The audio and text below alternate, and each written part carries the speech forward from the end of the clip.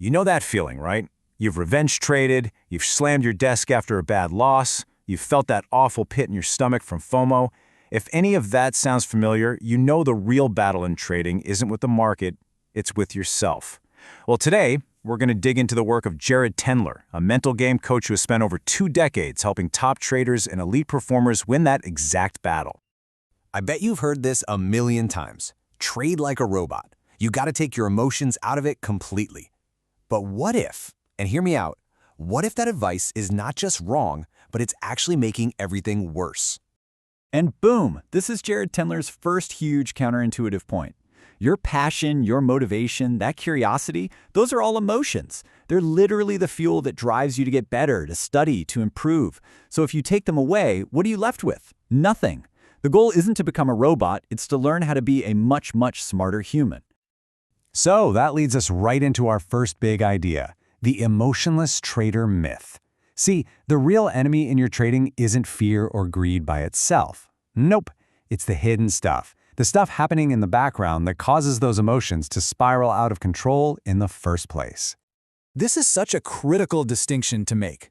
Look, the goal isn't to be flat and bored. You're going to trade terribly that way. But you'll also trade terribly when you're all jacked up on FOMO or rage clicking your way into a revenge trade. Top performance, it lives right in that balanced middle ground. The real skill is learning to manage the excess. And here it is. This is the root of the problem. Tendler argues that things like fear and greed, they aren't the real issue. They're just the symptoms. The real villain is what he calls faulty perspectives. These are the hidden, flawed beliefs running on autopilot in your mind, and they are the ones actually pulling the trigger on those destructive decisions. So what happens when those faulty perspectives actually take over? Well, this is what leads to a moment every single trader dreads, the brain hijack. It's that awful feeling when you know you've completely lost control of the ship. And listen, this is not a character flaw. This is just biology. When your emotions get too intense, they literally flood the system and shut down the part of your brain that handles logic and planning. And here's the real kicker. It also shuts down the part that controls emotion. Your self-control is a limited resource, and in these moments, it just runs out. And this slide, wow, this maps out that downward spiral just perfectly. It all starts with a trigger, right? A surprise loss. Your emotional control starts to weaken.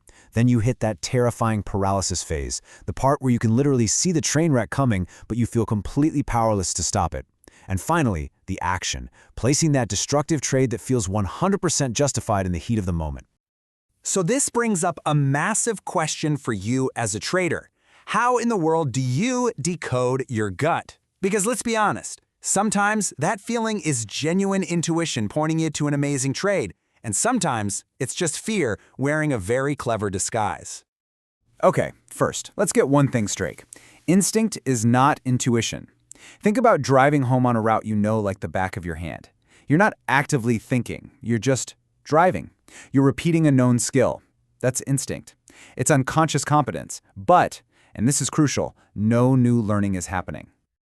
But true intuition, that's a whole different ballgame. That's your brain acting like a superpowered sponge, subconsciously absorbing subtle new patterns in the market that your conscious mind just hasn't pieced together yet. It's that quiet whisper from your subconscious saying, hey, pay attention, something new is happening here. Okay, look at the contrast here. It's night and day. Fear feels tense, it's urgent, your chest gets tight. It's coming from those faulty biases we just talked about. But true intuition, it feels like a calm aha moment. It's interesting, not terrifying. Your body is relaxed. The big takeaway here is you've got to learn to listen to your body, because it often knows the difference long before your conscious mind does. And look, this isn't some kind of woo-woo concept, okay? This is backed by solid science. Study after study has shown that our subconscious mind is an absolute pattern recognition machine that works way, way faster than our conscious awareness. So check out this classic study, it's wild. Researchers had people pick cards from 4 different decks. 2 were good decks with small, steady wins. The other 2 were bad decks with huge surprise losses. Get this, after just 40 cards, people's bodies, their physical stress response started reacting when they reached for a bad deck, long before they consciously knew why. By 70 cards, they had a vague gut feeling something was off. It wasn't until 100 cards in that their conscious mind finally caught up and could explain the pattern. Your body knows first, then your gut, then your brain. So with all this talk about emotion and intuition, it's really easy to fall into the trap of thinking psychology is everything. But Tendler makes a really powerful argument against that idea. He challenges that old cliche that trading is 90% psychology, and he says you absolutely have to put your system first. This is a direct shot at one of the biggest, most overused cliches in all of trading. And he's right. If you don't have a system with a real statistical edge, all the mental mastery in the world is not going to save you. You cannot make money without the system. Full stop. Think about like this. Your system is your edge. That's where the money comes from. Psychology's only job is to help you execute that system without messing it up. So if you're constantly blaming your psychology for losses, you might need to ask a tough question. Are you just using it as a convenient excuse for a system that doesn't actually work? This also completely reframes how we should think about confidence. It's not some permanent trait you either have or you don't. It's just an emotion that reflects your perception of your skill. And that's why a brand new trader who doesn't even know what they don't know can feel massively confident, right? While a seasoned pro who truly understands the risks might feel a lot more cautious. It's all about the perception. Okay, let's bring all this home with a final, really powerful mental model. At the end of the day, are you acting like a professional speculator, or are you just a gambler? The line between them is sharper and clearer than you probably think. And you know what the difference comes down to? It's one thing, your edge.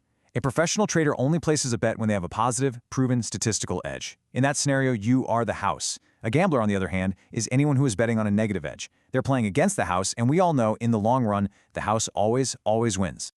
And this is a really sneaky trap, especially in the world of prop firms today. The ability to just buy a new evaluation after you blow up, that easy reset button, it can actually train you to have a gambler's mindset. It completely removes the painful but absolutely necessary process of learning how to dig your way out of a drawdown. And that's a skill you need for a long-term career. So, how do we actually fix these issues for good? This brings us to the absolute core of Tendler's method, understanding the difference between crutches and cures. In-the-moment strategies, like just walking away from the screen, those are crutches. They're necessary, for sure, they stop the bleeding, but they don't heal the underlying injury. The cure is doing the hard work of diagnosing and then fixing the faulty belief that caused the emotional reaction to begin with. Ultimately, it's all about shifting your perspective. You aren't just trying to pass some test or get funded. You are building a complex, difficult skill set, brick by brick, that is meant to sustain a career for years and years to come. And often, the lessons you learn in the toughest times are the most valuable ones. So I'll leave you with this question. The next time you hit a rough patch in your trading, take a really hard look at your actions. Are they the actions of someone who is building a real, sustainable career, one brick at a time? Or are you just hitting the reset button on the game hoping for better luck next time?